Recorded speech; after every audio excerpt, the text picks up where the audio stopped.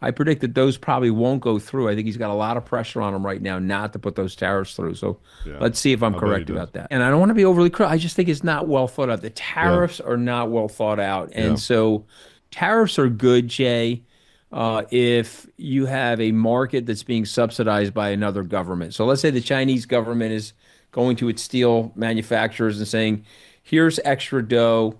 You'll now be able to price your steel in the US market at predatory pricing, Hmm. way below where the market should be.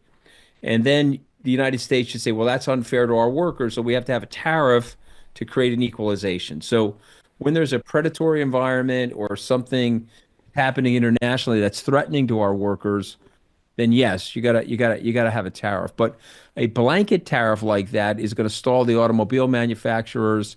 If the president goes through a 25% tariff, like he's talking about with Canada, Hmm. the average U.S. automobile will go up by 12,000 US dollars. So Wow. you will price that automobile out of the market for a lot of people. The market is down on the year now, down 2.5%. It's down since the president got inaugurated. Hmm. Uh, and you would say, well, why is that? He's supposedly pro-business, but tariffs are not.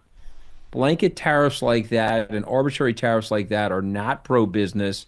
And let's be fair to the president for a second. He's saying that he wants these tariffs in place to restore manufacturing. That's what he wants. He wants to restore manufacturing. I'm sorry about Right. that buzzer. He No. wants to restore manufacturing. I don't think that that works. We're in a totally different environment now. So, market weakens. The president will pull those tariffs. He's pulled some of those tariffs twice now, Right. and he's delayed the tariffs on the automobiles till the 2nd of April. I predict that those probably won't go through. I think he's got a lot of pressure on him right now not to put those tariffs through. So Yeah, let's see if I'm I bet he correct does. about that. I get the frustration in the Oh, United States. I'm just saying that the US has to be very careful because we're very integrated with everybody. hmm. And let me just say this to you and your viewers and listeners. If you looked at and analyzed our economy, we're 4% of the US, we're 4% of the global population, 26% of the world's output. That's where we stand right now Wow. in 2025. And that's exactly where we were in 1980. So we've had 45 years. The entire world, as we both know, Jay, has grown a lot, economically expanded. Living standards are up in places like China, other Hmm. parts of the world. And yet the United States has maintained its economic superiority and its mantle of economic leadership. And so Wow.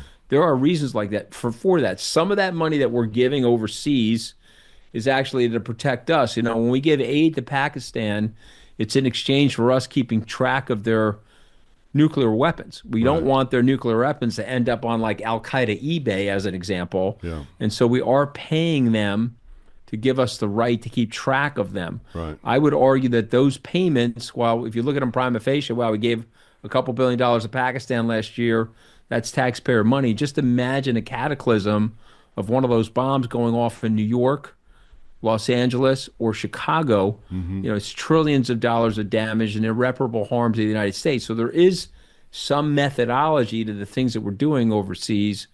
Moreover, the soft payments that we sometimes make to countries does help the prestige of the country and helps us maintain our supremacy as it relates to the US dollar. You know, we are the reserve currency for the world for a reason. We've got Hmm. very predictable laws here. We've got a diverse and decentralized government. There's a lot of reasons why we're doing so well. Hmm. And so I just want to be careful that we don't overly upset the apple cart. Is Elon Musk correct that there's waste and fraud in that government? Absolutely. Yeah. Should that waste and fraud be cut out? It should, but we just got to be very, very careful strategically about what we're doing as it relates to our soft power.